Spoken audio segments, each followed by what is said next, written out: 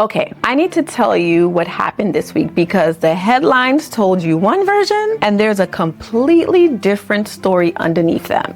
This week, PayPal announced it is cutting 20% of its entire workforce, nearly 5,000 people, over the next 2 to 3 years, citing AI and automation is the reason. The week, the Pentagon signed classified AI deals with 7 major tech companies and publicly blacklisted the company whose AI most of you are starting to use right now. The week, venture capital invested $242 billion into AI in a single quarter. And the week that 28,600 tech workers lost their jobs. This is 1 week, May 1st through May 8th. If you have a career or you are building something on the side of that career, this video is your briefing. And I promise by the end, you are going to feel less confused and more clear about exactly what you should do next. I'm Chaka. I spent 22 years in tech and management consulting, large and small consulting for life sciences, retail, financial services, government industries, and I even ran a hair salon in the middle of all of it. I spent a lot of those years watching brilliant, capable, qualified people slowly hand over their evenings and their weekends, and some of them even their identity to companies that kept asking for more. I built AI Accelerate because I believe we can leverage tech and AI to get some time and financial freedom back. I cover what's happening in AI every week, not for developers, not for the tech bros, not even for venture capitalists, for the small and mid-sized business owner and the corporate professional who is genuinely trying to figure it out. What does this mean for me and what do I need to do about it? Today, we're doing a full weekly roundup, May 1st to May 8th. Baby, 2026 is full of big weeks and this does not disappoint. There's a lot underneath the surface. Here's what you need to know. Let's start with the story that affects you most if you work inside a company right now. PayPal announced this week it is cutting 20% of its workforce. That is approximately 4,760 people gone over the next 2 to 3 years. The reason they gave? They are stepping up their use of AI and automation, streamlining operations, and doing more with less. Sound familiar? Coinbase did the same thing on May 5th. 14% of their workforce, 700 people, shifting towards AI agents to consolidate jobs. And we already know about Meta's 8,000 cuts announced last week, effective May 20th, with recruiting and HR taking 35 to 40% of the hit. Now, here's what I want you to hear, because this is not a Wall Street story. The big 4 tech companies, I'm talking Google, Amazon, Microsoft, and Meta, are collectively planning to spend $725 billion in AI infrastructure this year. That's up 77% from last year's already record $410 billion. They are not cutting people to save money. They are cutting people to redirect the budget into the technology that replaces those same people. Let that land for a second. If you're in HR, recruiting, content, customer support, project coordination, or operations, your function is not being eliminated. It's being restructured around someone who knows how to run it with AI. The question is whether that someone is you or someone they hire to replace you.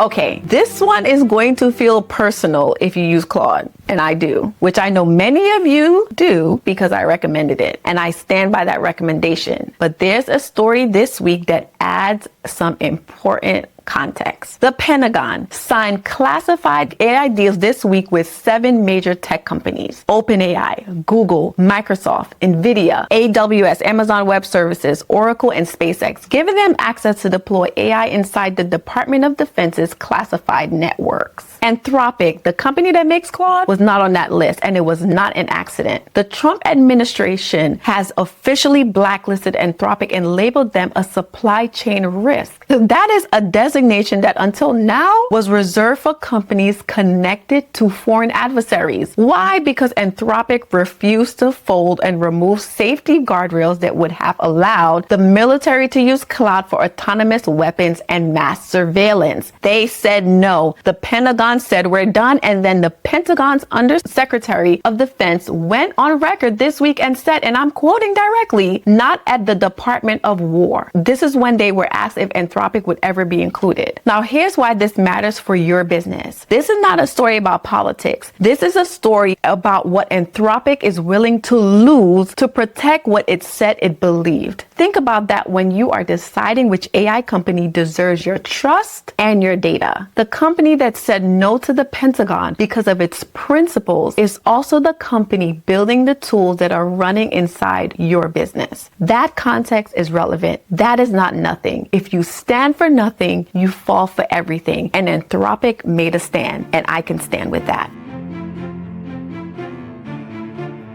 Let's run through the big three quickly because each one did something worth knowing this week. Whew. OpenAI. They crossed $25 billion in annualized revenue this week. Pause.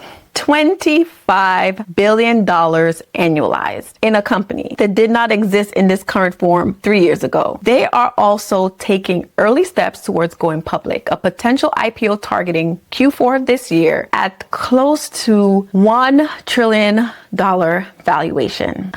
Anthropic. Beyond the Pentagon story, they launched something called Project Glasswing, a controlled initiative giving select organizations, including Apple, JP Morgan, Cisco, Google, early access to their unreleased frontier model Claude Mythos preview. The purpose of doing this is to find and fix critical software vulnerabilities before bad actors can use them. This is Anthropic doing what they have always said they would do, deploying powerful AI slowly with guardrails inside trusted systems first. For anyone using Claude in your business, this is that philosophy in action. Google. They launched Gemini 3.1 flashlight this week, 2.5 times faster than earlier versions, 45% faster output generation, and priced at 25 cents per million input tokens. Translation, powerful AI is getting faster and cheaper at a pace that is going to continue to lower the cost of running your entire business on it. Flashlight is not the most powerful model, but it is the one that makes AI economically viable at a small business scale, and that matters to you. I want to cover this every week because this number is growing at a rapid pace, and we're going to start seeing some real impact of this in the coming weeks, months, and years. So far this year, 226 companies laid off 128,270 people. That is 1,002 people every single day. And the majority of those cuts across PayPal, Coinbase, and Meta, and the others are explicitly tied to AI integration and workflow automation. The roles absorbing the most impact: customer support, recruiting, HR, content creation, and project coordination. If you work in any one of those functions, brace yourselves. This is not time for a pity party. We are trying to get you in the right mindset to start designing your life on your terms. The work was replaced with AI, but it's not gone completely. What every one of those businesses now needs is someone who knows which AI tools replaces the role and how to implement them. This is a sign that it may be your time to build your consulting business. The do-it-all worker fights the tide. The life architect uses it. 128,000 is real. It's time to strike when the iron is hot. Okay. This is my favorite part of every week. Real companies using AI in ways that aren't just let's cut headcount, but in ways that are actually kind of human. Story number one. The companies that cut without a strategy are already failing. This one kind of surprised me. because it was buried. The Register published a piece this week with a title I want you to write down. AI layoffs backfire as cutting staff doesn't cut it. Researchers are starting to document a pattern. Companies that cut people to make room for AI without actually building the AI workflows to replace them are seeing quality drop, customer satisfaction fall, and in some cases are quietly rehiring contractors to do the same work at a higher cost. The companies succeeding are not the ones using AI to eliminate the need for people. They are the ones using AI to amplify what their best people can do. There is a difference, and the market is starting to separate the two. This is your business takeaway. If a business comes to you and says, we need to cut costs with AI, your first conversation should be about what they are trying to preserve, not eliminate. The consultant who helps a company use AI to keep its best people doing higher value work, that is a premium engagement. This is not a cost-cutting conversation. This is a growth conversation. Story number 2, Duolingo GitHub Copilot. Duolingo integrated GitHub Copilot into its engineering team this year. 300 plus developers. Real implementation, not a pilot. The results they published this week, 25% increase in developer speed for engineers working in new code repositories. Code review turnaround times cut by 67% and a 70% increase in pull requests, meaning people are shipping more faster with fewer blockers. Now I know you might be thinking, honey, I'm not a developer. Here's why this matters to you. Duolingo is a consumer company. Their product is language learning. The engineers are not their product. They build the product. And even in a non-AI company, embedding AI into the operational layer produced measurable, documented results within months. So in your business, if you run a team, even a team of 2, there is a Copilot style tool for your function. Marketing, legal, finance, ops, customer success, all of them. The question is not whether to embed it. The question is who is going to be the person who figures out how. You need to be that person, and I can help you. Story number 3. The US government puts AI guardrails on the biggest companies in the world. Okay, this one is actually kind of quietly huge.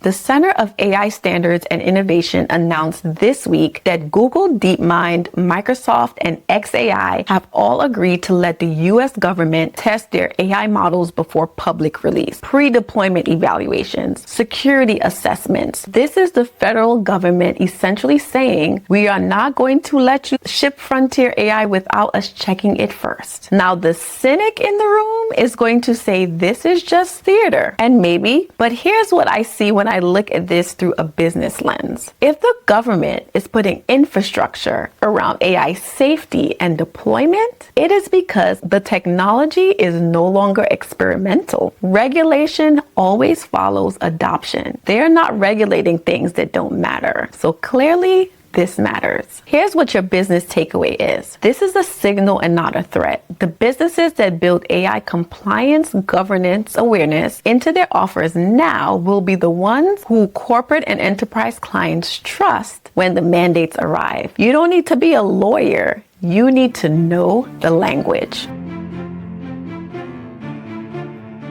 Sierra, Brett Taylor's enterprise AI company, just raised $950 million led by Tiger Global and GV, pushing their valuation past $15 billion. What do? They build AI agents that run your entire customer experience operation. Not assist your team, run it. The money following this one tells you where enterprise AI is actually going, honey. ServiceNow. They held their Knowledge 2026 conference this week, and headline was bold. An autonomous AI workforce that can operate your whole company, not just a department, the whole thing. They deepen deals with both NVIDIA and Microsoft with the same breath. If ServiceNow is already in your organization, it is about to do a lot more than it did last quarter. IBM Think 2026 kicked off this week, and the CEO came with his biggest enterprise AI announcements yet. This time pairing AI with quantum computing as the foundation for what enterprise infrastructure looks like going forward. Here's what I want you to notice. When IBM goes all in, the large organizations that were still watching from the sidelines start moving. So this is a signal. Here's some events I want you to know about. There are